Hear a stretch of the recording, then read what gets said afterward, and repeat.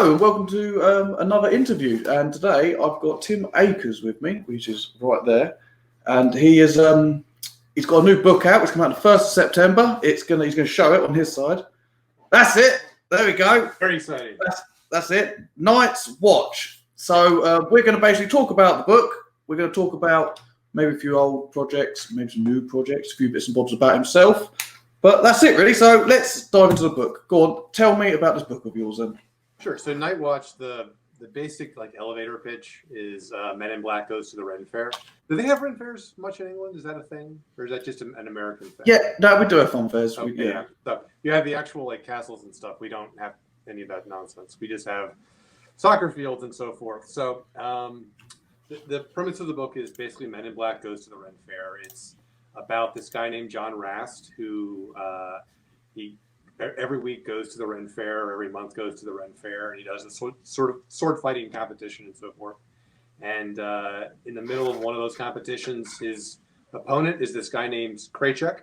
And Kraychek is a frustrated suburban tax attorney who does too much CrossFit and is kind of just an asshole. And he halfway through the fight turns into a dragon. That's him on the cover. His little bald spot there and his frustration and fire and so forth. And things get strange from there. John finds out that there's this whole world that exists kind of overlaid with our world, kind of a mythic reality that exists. And he sort of gets taken on this hero's journey to become the knight that he always dreamed he could be. I mean, he's the kind of guy who doesn't feel like he fits in the modern world.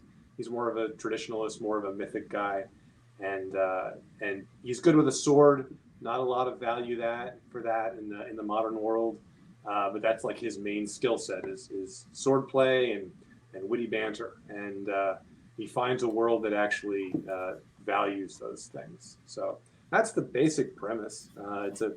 It's an adventure book. It's not a deep meditation on the nature of suburban living or anything like that. There are a lot of jokes about suburban living, but it's really kind of a lighthearted romp is the throughput. So it's based in. Is it based in art? You say modern. So is it based in our time, like now? Yeah. It's a product, really, because I mean, John's a guy where technology doesn't really work around him all that well. His car keeps breaking down. And he can't fix these things because he doesn't know anything about the technology part of it. He's a guy who's just like, I know how to use a sword. How do I? Simple man. Does that resolve this problem? No. Sorry. He's a very straightforward guy. And so he's at the Ren Fair. He's there with his ex-girlfriend who he's just moved back home. He went to college and that didn't work out for him, so he's moved back home. And he's there with his ex-girlfriend and his best friend Eric. And Eric's a fantasy author or an aspiring fantasy author who writes primarily in adjectives and maps, which is kind of a running joke in the world of fantasy, just the massive maps. And Eric is kind of a spoof of me because he likes his adjectives and his complicated maps. He doesn't really know how to do story or any of that stuff.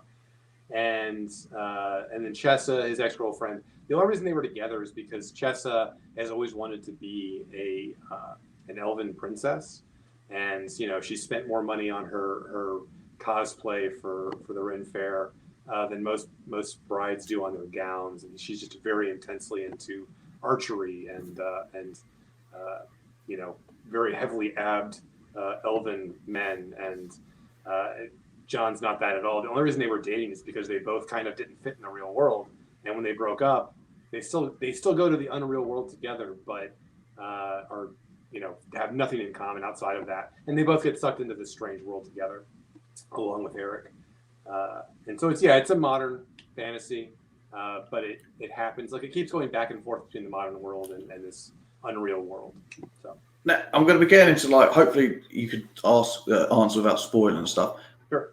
The port, how does this work? Getting from different worlds, sure. Then, if you can. So these dragons and other mythic creatures exist in the real world, and reality bends itself to hide them. So, right.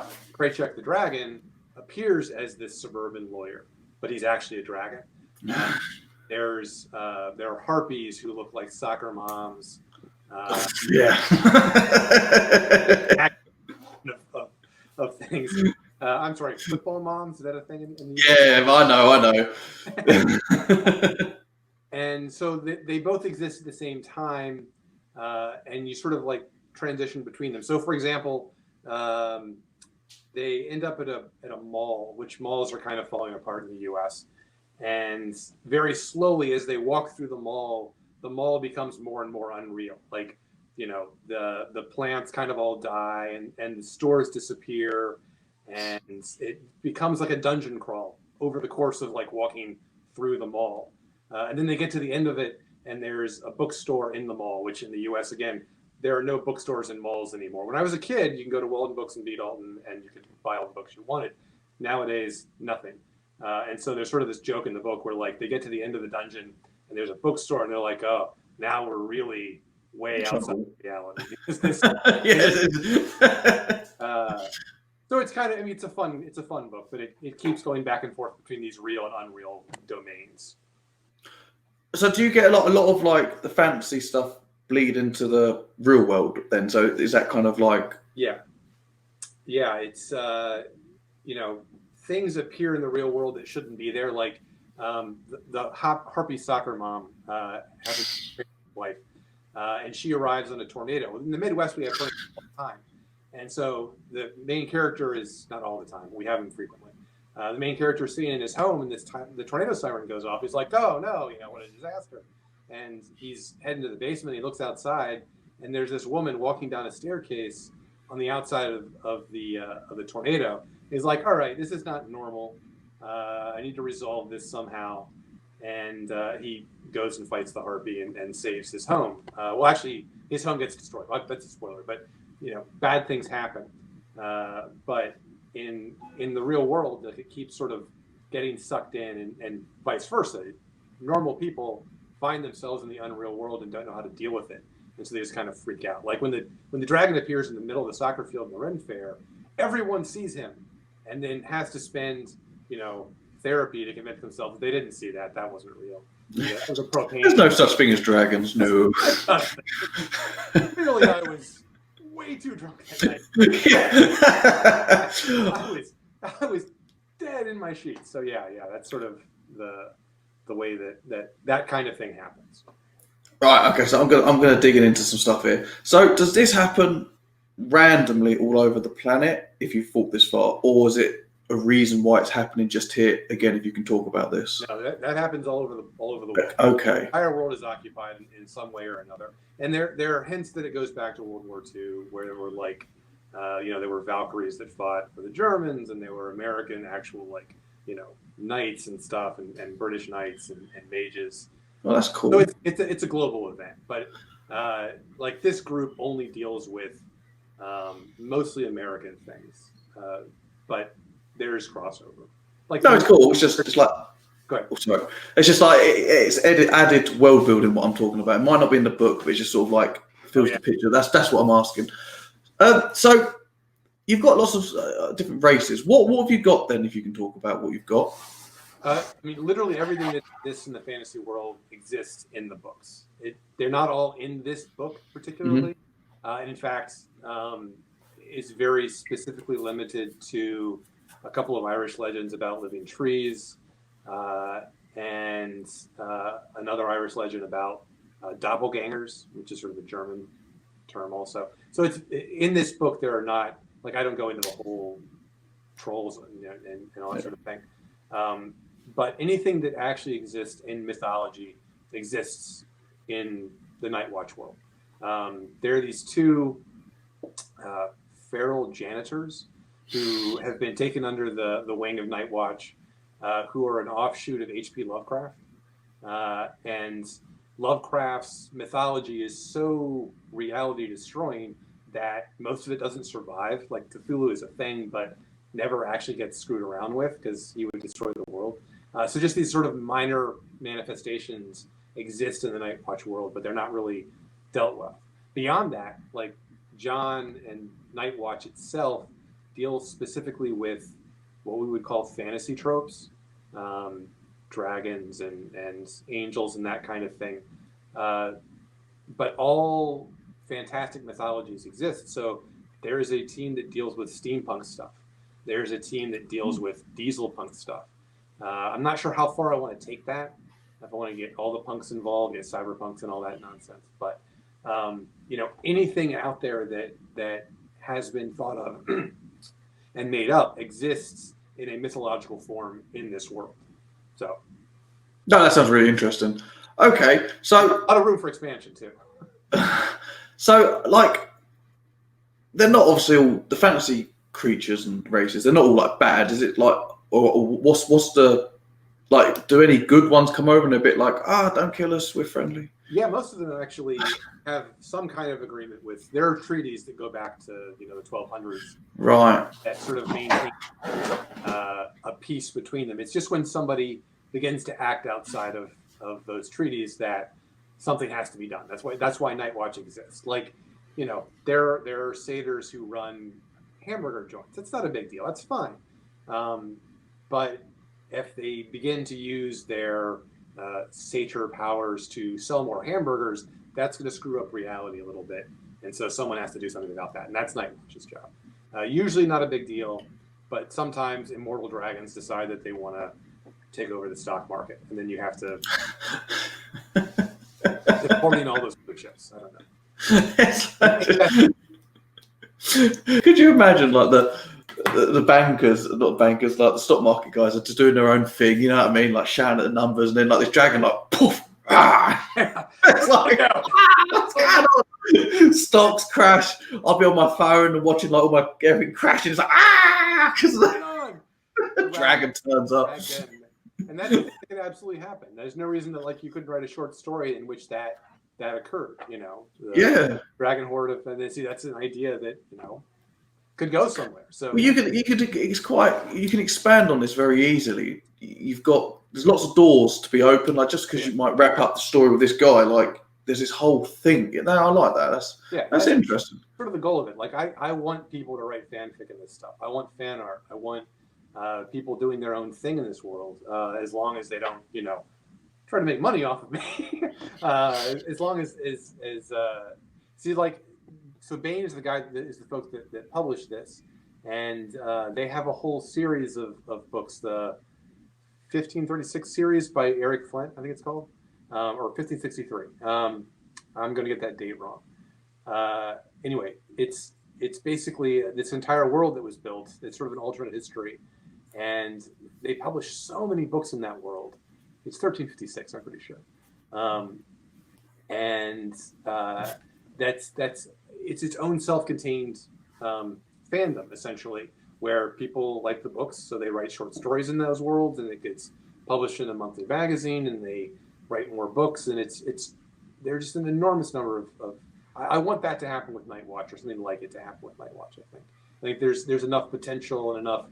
It's a very open-ended, whatever your imagination decides it wants to do, you can do it. So yeah, as long as you follow the laws of what you've put into it, you can. And the laws are very simple. The laws are the core idea is that in order to interact with this unreal world, you have to live in accordance with whatever time period the mythology is from, which is where the Ren Fair thing comes in.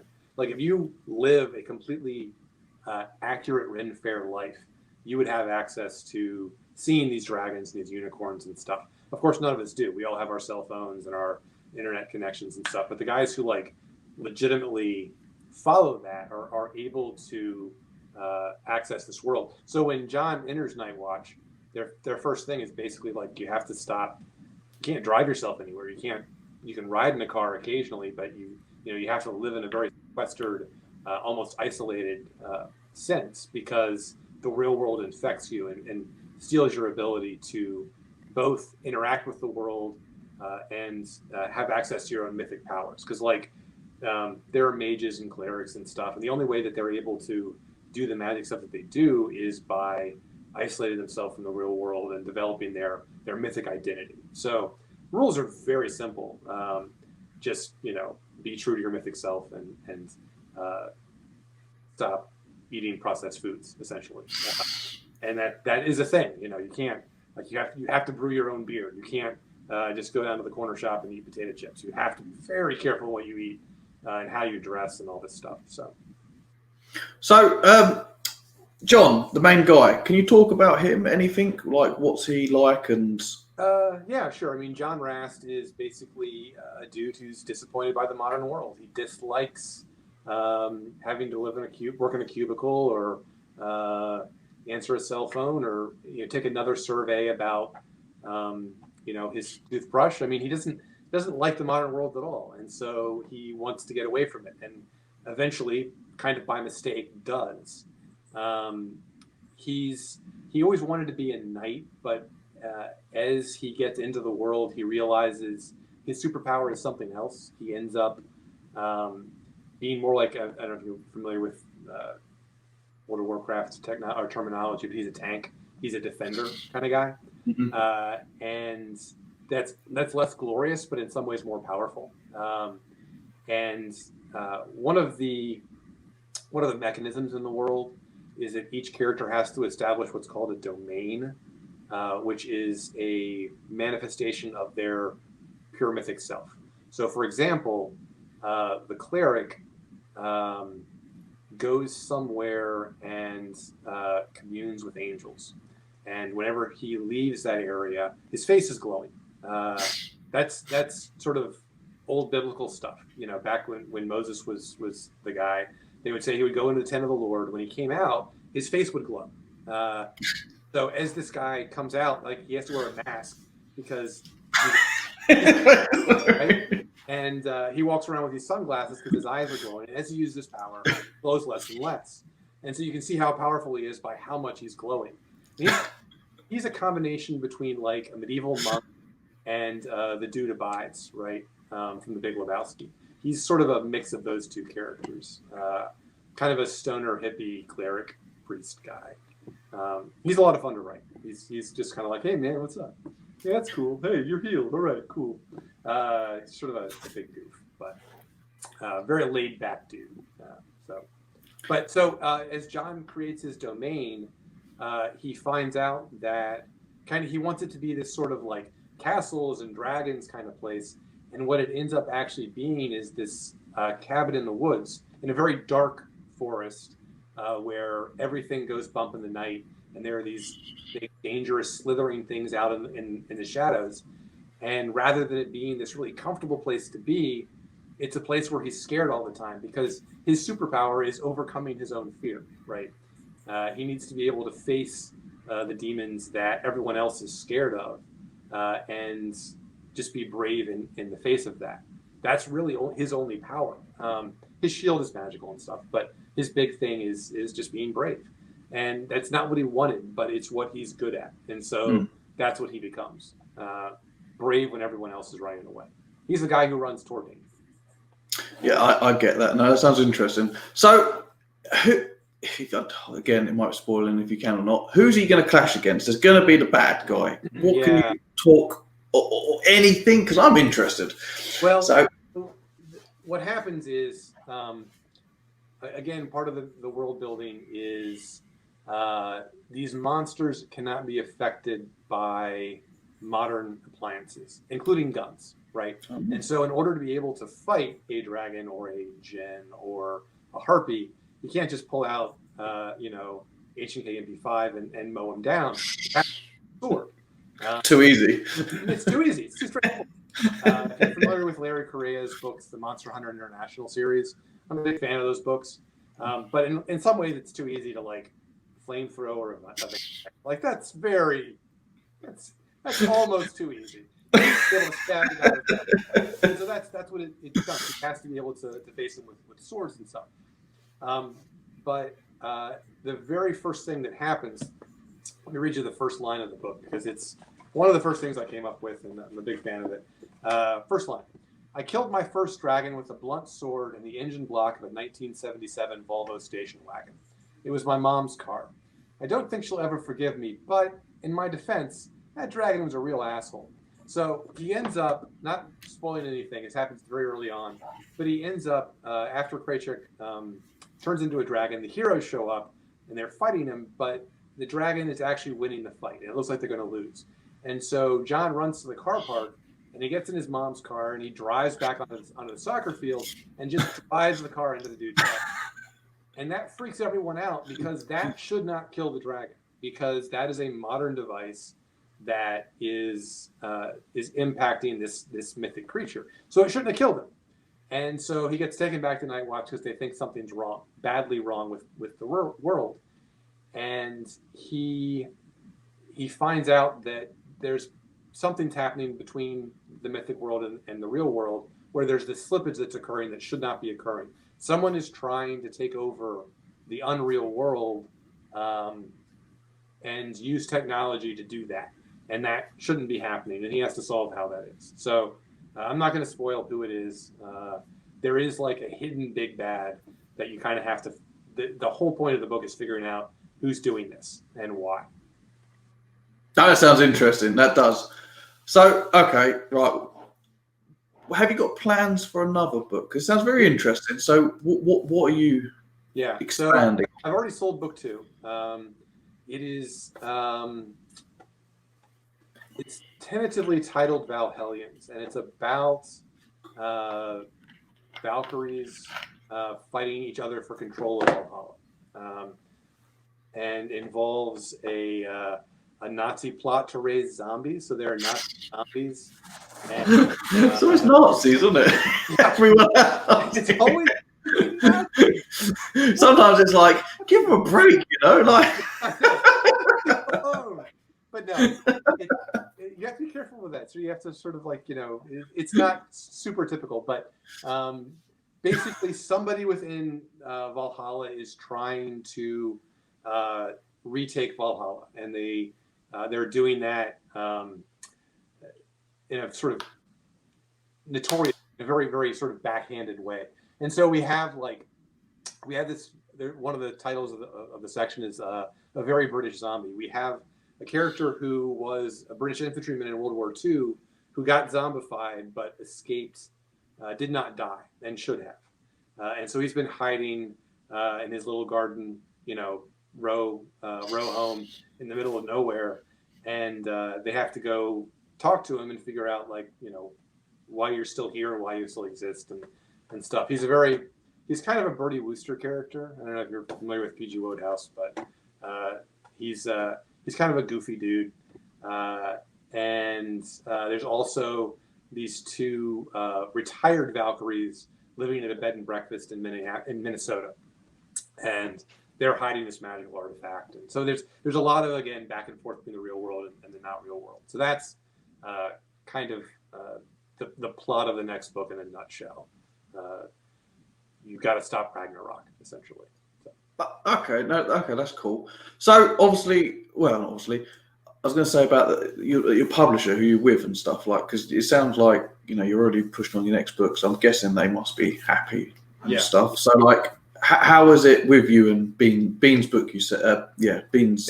It's Bain. Yeah. Bain's a great publisher. This is actually here. I'll talk a little bit about my history in publishing. That's it. We'll get into that. Go on then. Yeah. So I started, my first book came out from Solaris Press, which was a subsidiary of Black Library, which is attached to Games Workshop, right? And after book 1 came out, or actually as book 1 was coming out, GW divested themselves of Solaris. They sold Solaris, and it went to Rebellion UK, which does 82,000 and Judge Dredd and stuff. And that kind of screwed up my early career, because that sale came through right as the book was being presented to booksellers in national chains. And so there was no way of knowing that Solaris would exist in 6 months.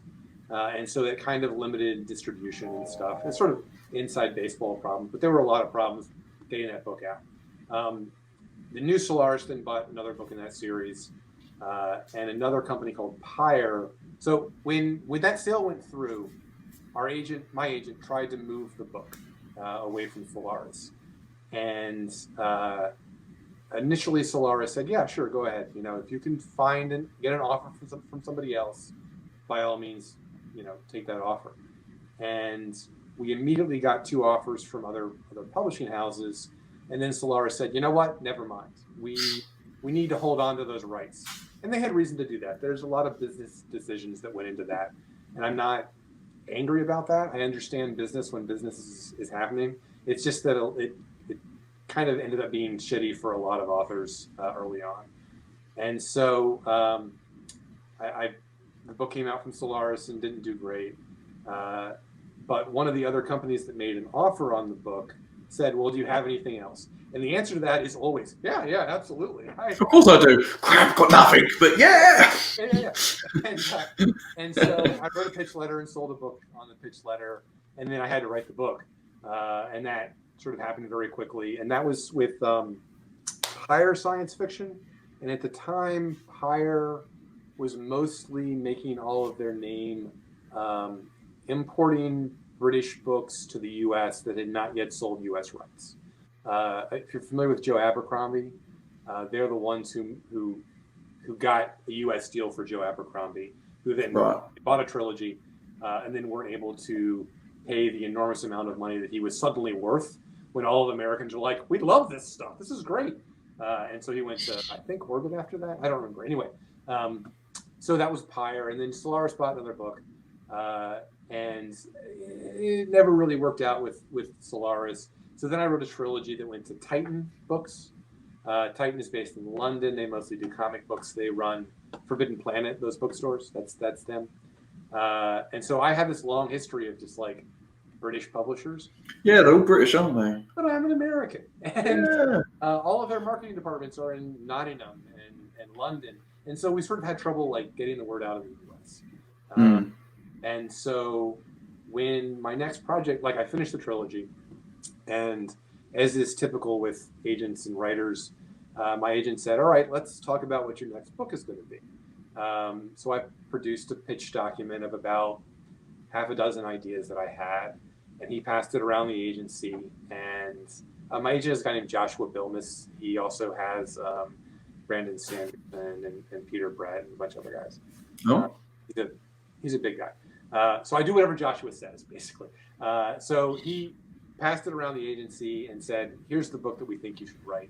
And it was a book called Wraithbound, which is still in drafts. I finished a 6th revision of that about a month ago.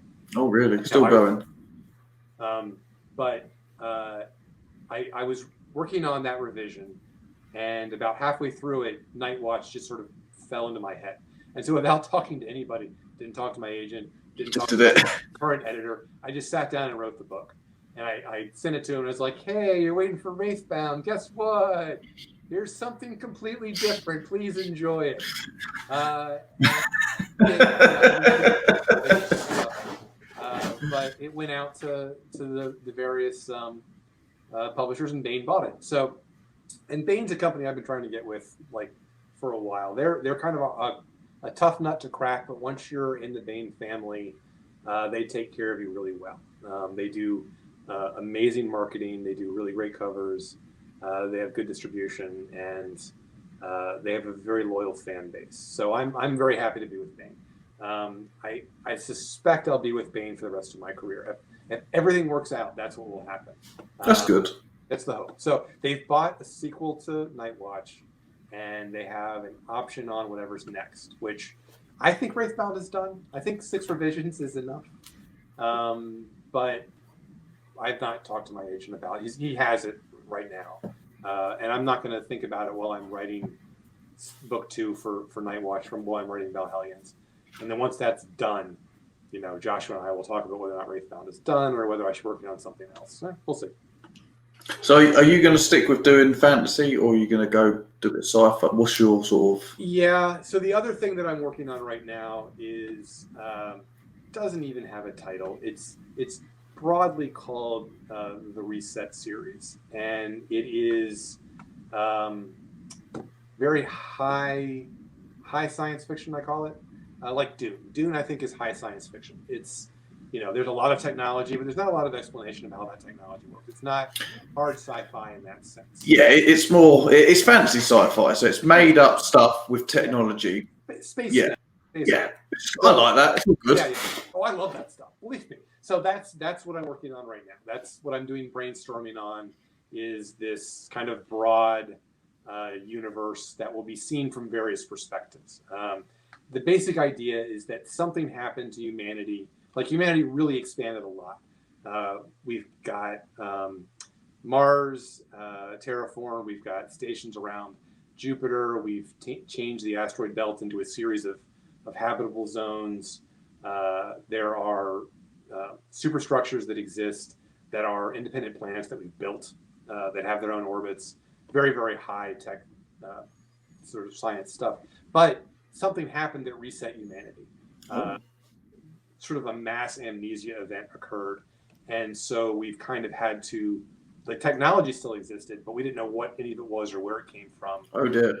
Or why. And so a huge amount of chaos that was involved in that. And that chaos sort of perpetuated the problem because, if everyone everywhere forgot everything, you had to remember how to use, we have to reinvent plumbing. It exists, in the bathroom upstairs, but you don't know how it works. So when it breaks, you have to figure it out again.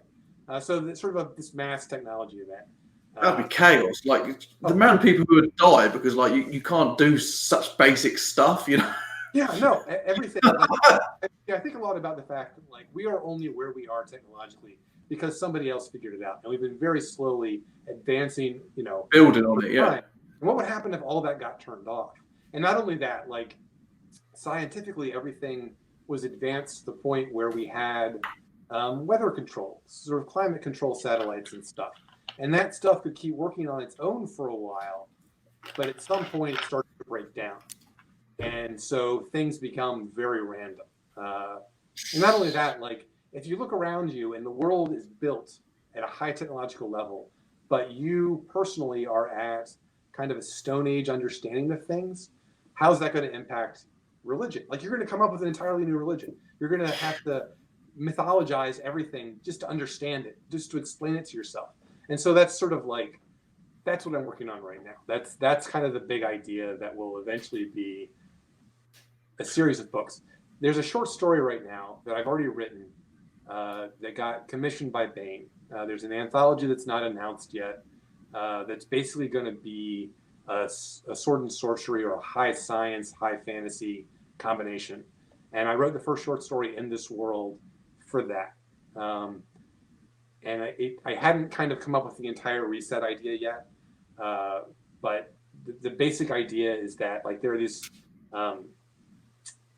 artificial intelligences that they exist in a distributed nanobot cloud, and they had an original purpose, but now they're gods. And so how sort of humanity forms itself around that kind of thing. I'm looking forward to that. It's called The City Beyond the Stars, which, again, not out yet, but it's... That sounds interesting. Yeah. So I like kind of messing around with that kind of thing. Big Gene Wolfe fan, obviously. He's a guy I really admire. So that's cool. Well, I want to ask more questions about this idea of yours because I'm very curious.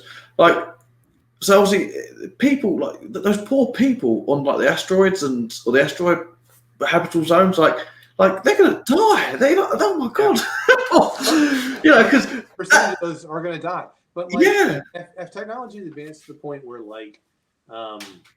there's an automated system, self-sufficient technology. Yeah, there's a certain amount of self-sufficiency and stuff. Okay, they're gonna survive then, maybe. Survive, kind of. It's gonna be a lot different than what it was. Yeah. There's still gonna be some, and at least initially, all of a sudden. Mars is cut off from Venus, which is cut off from Earth, which is cut off from whatever the ring system in Saturn is, which is cut off from this artificial system. Plus, there are going to be robots that are sentient. In control. But they don't remember anything either. Their minds also got turned off. Right.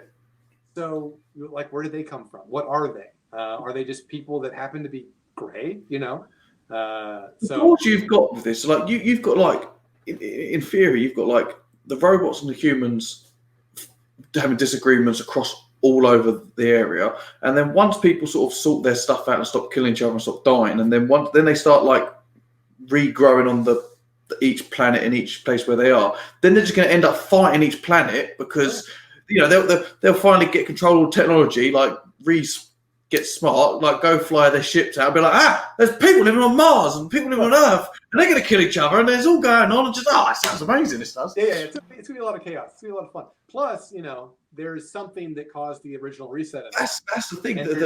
There were aliens involved or something. I will tell you, there were generation ships that were going out when this all happened, and something happened to them too, and they turn around and come back potentially.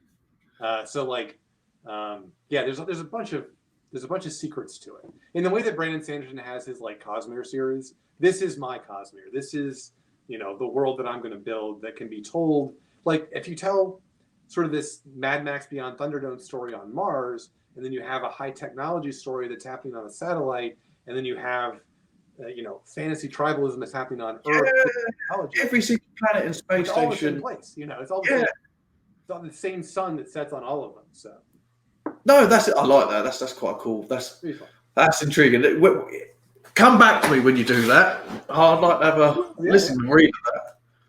Okay, so is there anything else? Is there any other projects, or we kind of spoke about your sort of future project? I could talk about Wraithbound, which is done. Yes, that's the one that you've been putting off for a bit. So it's not put off. I just keep working on it and stopping. Wraithbound. I had just finished this massive fantasy trilogy called The Hallowed War, which was 3 novels and like 8 point of view characters, kind of a Game of Thronesy kind of thing. And I finished that. It was like, I never want to write more than one character ever again. Like, I'm done with it. So the next book is going to be one guy. But he needs to have someone that he talks to. So he'll have a dead person who is bound to his soul. So the two of them can talk to each other and be smart and snarky, and then he does stuff. So that was sort of the base idea for Wraithbound. There's this guy with a dead man bound to his soul. And the plot of the first book is that is the story of that binding. It sort of happens accidentally, and it results in a lot of trouble. He does that, and then people start showing up and trying to kill him, and he has to run away and stuff. And so the story of the first book is him trying to figure out who this dead guy is, who is now talking to him in his head, and why that matters. And so, like, the magic system for that world, because again, Joshua represents Brandon. Brandon's big on magic systems, and so Joshua is always like, "So how are you gonna do the magic system in this?" So you have to like think about it more than naturally I would. So the magic system is this: there are 8 planes of existence. There's the 4 elemental planes: earth, fire, water, and sun. And then there are 4 arcane planes, which are order, chaos, life, and death. And each of them have denizens, like there's fire elementals and water elementals and all that stuff. And then the order and chaos, those are angels and demons. And life and death, those are fairies and wraiths, right? And so the life realm contains all of the souls that have not yet been born, all of the life that is potential in the world. And the realm of death is all of the souls that have passed through the material realm, died, and moved on, right? And so magic is done by your soul is like a tapestry, and you're able to fray the edge of your soul and bind it into one of these other creatures, an elemental or an angel or something, and that serves as an anchor that lets you pull that creature into the material realm. So a fire binder, a flame binder, can grab an elemental, pull it into the material realm, and then manifest fire-like powers. And for the elementals, they're kind of dumb forces. They just exist. But like angels, demons, wraiths, and fairies, those, like fae, actually, I don't like the word fairy, it's fae, F-E-Y. Those things are sentient. They have plans. And so like the guys who bind themselves to demons end up getting used by the demons more than the other way around.